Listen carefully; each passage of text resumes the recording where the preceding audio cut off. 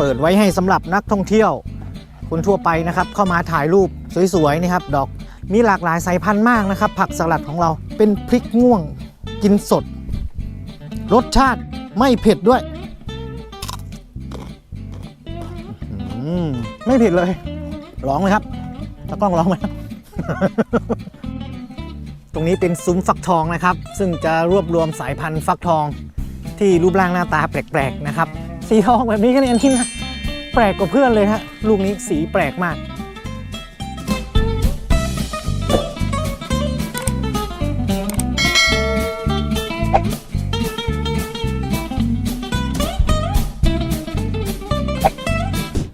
ตรงนี้ก็จะเป็นโซนไม้ดอกนะครับเปิดไว้ให้สำหรับนักท่องเที่ยวคนทั่วไปนะครับเข้ามาถ่ายรูปสวยๆนะครับดอกสร้อยไก่นะมีทั้งสร้อยไก่มีทั้งคอสมอสในคอสมอสเริ่มโรยลาบ้างแล้วนะดอกเมื่อ10 วันก่อนนี้น้องจะบานเต็มที่สวยงามช่วงนี้ใครว่างๆเข้ามาถ่ายรูปได้นะเราจะเปิดจนถึงสิ้นเดือนมกรานะครับสำหรับสวนดอกไม้นะครับในส่วนนี้เป็นโซนดอกไม้แล้วก็โซนผักก็มีนี่ทางโน้นไปดูโซนผักกันนะครับมีทั้งผักสลัดนะครับแล้วก็พริกข้าวโพดหวานแล้วก็มะเขือเทศเชอร์รี่นะครับนี่มาดูพริกกันก่อนนี่เป็นพริกม่วงนะครับเป็นพริกม่วงกินสดรสชาติไม่เผ็ดด้วย เดี๋ยวผมจะกินให้ดูนะพิสูจน์เลยว่ากินสดแบบดิบๆเนี้ยได้จริงหรือเปล่านะครับมา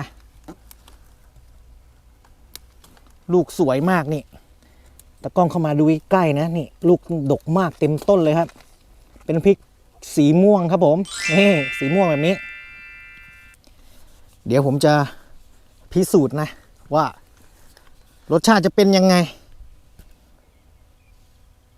ใส่ปากเลยครับ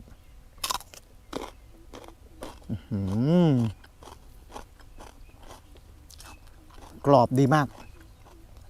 ไม่เผ็ดเลยไม่เผ็ดเลยรสชาติดีกว่าพริกยักษ์พริกหวานนะผมว่าว้าว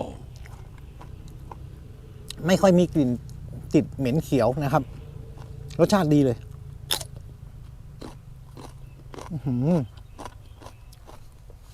ร้องไหมครับตากล้องร้องไหม เดี๋ยวสั่นนี่ อร่อยถ้าไม่เชื่อลองมาพิสูจน์ดูนะครับที่สวนเราตอนนี้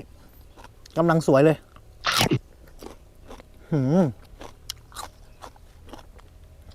อร่อยอร่อยจริงเลย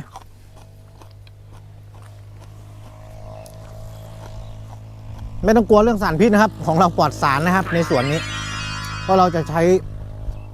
ยาฆ่าแมลงเฉพาะดอกดาวเรืองนะ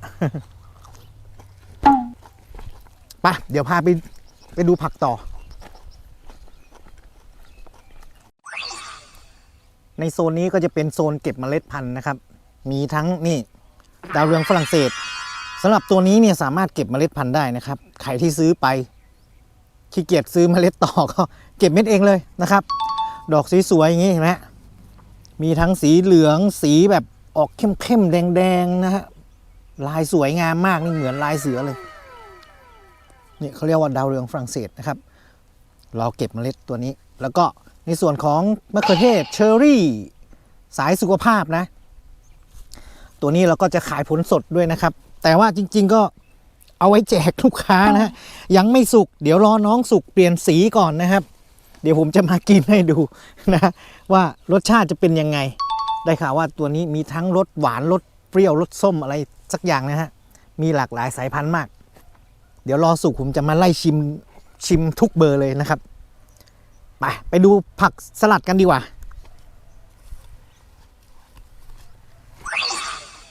ส่วนนี้ก็จะเป็นแปลงผักนะครับเป็นผักตรงนี้เราจะเอาไว้จำหน่ายเป็นผักสดนะครับหรือว่าเป็นของฝากให้กับลูกค้าที่มาเยี่ยมชมเรานะครับบางตัวก็เริ่มเก็บเกี่ยวได้แล้วนะครับใครมาช่วงนี้จะได้กินผักฟรีผักสดๆในสวนอย่างนี้เลยนะครับนี่มีหลากหลายสายพันธุ์มากนะครับผักสลัดของเรา เรดโอ๊กกรีนโอ๊กสลัดคอร์สนะครับใบหยิกมีนะครับหลากหลายสีนี่ส่วนตัวชอบกินตัวนี้มากสุดนะครับสลัดคอร์สนี่กินสลัดได้กินแก้มลาบได้น้ำพริกได้อร่อยมากนะครับแล้วก็อีกตัวหนึ่งครับเป็น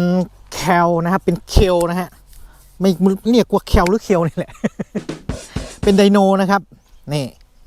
ตัวนี้ก็อายุยืนยาวมากนะครับเคลตัวนี้ปลูกทีได้เป็นปีนะครับวิธีกินของเราก็คือว่าเราจะค่อยๆกินใบล่างน้องนี่เราจะไม่เด็ดยอดน้องนะถ้าเด็ดยอดน้องยอดขาดนี่มันจะไปต่อไม่ได้นะฮะเราก็จะเด็ดกินใบที่กำลังดีแบบมานี้แล้วก็เหลือยอดไว้ให้น้องได้โตแล้วให้เราได้เด็ดกินไปเรื่อยๆนะครับอายุนานหลายเดือนมากนะสำหรับตัวนี้นะอร่อยนะครับรสชาติดีมากจะกินสดก็ได้นะครับนี่แล้วก็อีกตัวหนึ่งครับนี่เป็นคะน้าดอยนะฮะคะน้าดอยก็จะกินสดก็ได้ หรือว่าเราจะกินเป็นเอาไปผัดก็ได้นะครับนี่หน้าตาอย่างนี้นะคะน้าดอยใครมาตอนนี้เนี่ยโอ้โหตัดไปกินได้เลยนะครับกำลังกินเลยแบบนี้กำลังกินเลยนะครับส่วนที่เหลือเราจะเก็บเป็นเมล็ดพันธุ์นะเมล็ดพันธุ์ก็จะเป็นแบบนี้นะครับเห็นไหมนี่คือเมล็ดพันธุ์ของคะน้าดอยนะฮะเดี๋ยวรอแก่แล้วเราก็จะทำการเก็บเมล็ดเอาไว้แจกเหลือแจกเราก็จะขายนะครับนี่คะน้าดอยปลูกได้ทุกที่ทั่วไทยนะครับมาดูโปรดักต์ต่อไปนะครับนี่หลายๆท่านอาจจะยังไม่เคยเห็นนะครับหน้าตาเหมือนคะน้านะครับแต่จริงๆแล้วน้องคือโคราบี้นะครับเดี๋ยวผมจะตัดให้ดู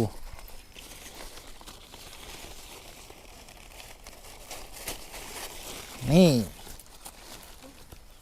น้องโคราบี้นะครับหรือว่าประเทศไทยเราเรียกน้องว่ากระหล่ำปมนะครับนี่เอาไปผัดกินได้หรือว่าจะกินสดก็ได้แต่หลายๆคนที่ผมเห็นนะฮะเอาไปทำส้มตำครับตัวนี้อร่อยมากจะกรอบนะครับเนื้อจะกรอบหวานนะครับกินสดได้กินสุกก็ได้ใครอยากชิมนะมาชิมที่สวนได้เลยน้องโคราบี้นะครับกำลังพอดีกินเลยนะครับถ้ามาช่วงนี้ถ้านานกว่านี้ก็จะเริ่มแก่ก็จะไม่อร่อยนะ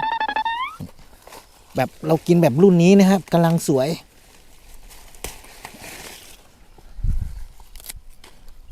ยอดน้องและยอดใบน้องก็กินได้นะฮะแล้วตัดใบแก่ทิ้งไปเหลือไว้ประมาณนี้ก็พอนี่ยอดก็ยังกินได้นะไม่ต้องห่วงครับปลอดสารแน่นอนนะฮะนี่สังเกตหนอนมี หนอนอยู่ในใบอยู่นะครับตัวเป็นๆเลยนี่คือข้าวโพดหวาน2สีนะครับข้าวโพดหวานกินสดนะครับหรือบางท่านอาจจะเรียกว่าข้าวโพดหวานฮอกไกโดนะนี่จะเป็นสายพันธุ์ของเราเลยเดี๋ยวเราจะพิสูจน์กันว่าสวยหรือเปล่านะฮะรสชาติจะเป็นยังไงนี่โอ้โหสวยมากนี่มี2สีมีสีขาวกับสีเหลืองเป็นข้าวโพดหวาน2สีกินสดนะครับจะกินสดหรือจะกินสุกก็ได้นะครับส่วนตัวผมชอบกินสุกเอาไปเข้าไมโครเวฟนะครับประมาณ 5-7 นาทีนี่ก็กินได้เลยนะครับเดี๋ยวผมกินสดให้ดูนะ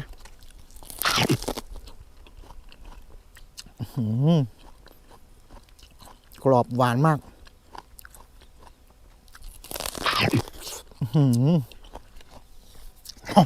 ล้ำขนาดอะไรเดี๋ยวอนาคตเราจะมีเมล็ดออกจำหน่ายนะครับสำหรับตัวนี้ตอนนี้ยังไม่มีนะตอนนี้มีแจกผลสดนะครับใครที่มาสวนเราช่วงนี้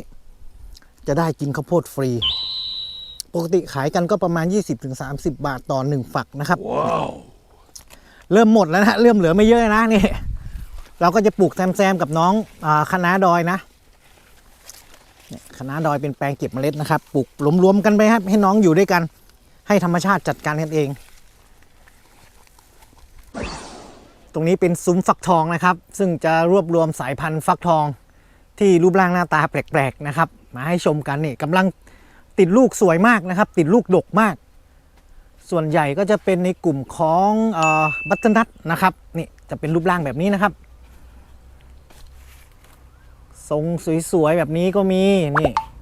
ที่ขายกันในท้องตลาดนะครับส่วนใหญ่จะเป็นทรงนี้นะแล้วก็ทรงนี้นี่ทรงยาวๆนะเหมือนฟักเลยทรงนี้เดี๋ยวรสชาติจะต้องมาชิมกันทรงนี้ก็มีนี่เห็นไหมฮะมีหลากหลายทรงมากเอาไว้ตอนแก่นะเดี๋ยวเรามาชิมกันนะครับเดี๋ยวเรามาอัปเดตรสชาติให้ดูกันอีกทีนะฝั่งโน้นก็มีนะครับฝั่งโน้นก็จะเป็นอีกรูปแบบหนึ่งนะนี่ฝั่งนี้ก็จะมีแบบทรงกลมทรงรีสี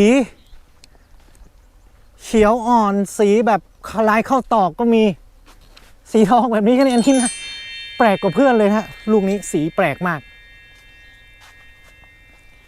ส่วนใหญ่ก็จะเป็นฟักทองที่ไม่ค่อยมีในท้องตลาดนะครับเดี๋ยวเรามาชิมกันเดี๋ยวรอแก่มาชิมให้ดูกันนะครับ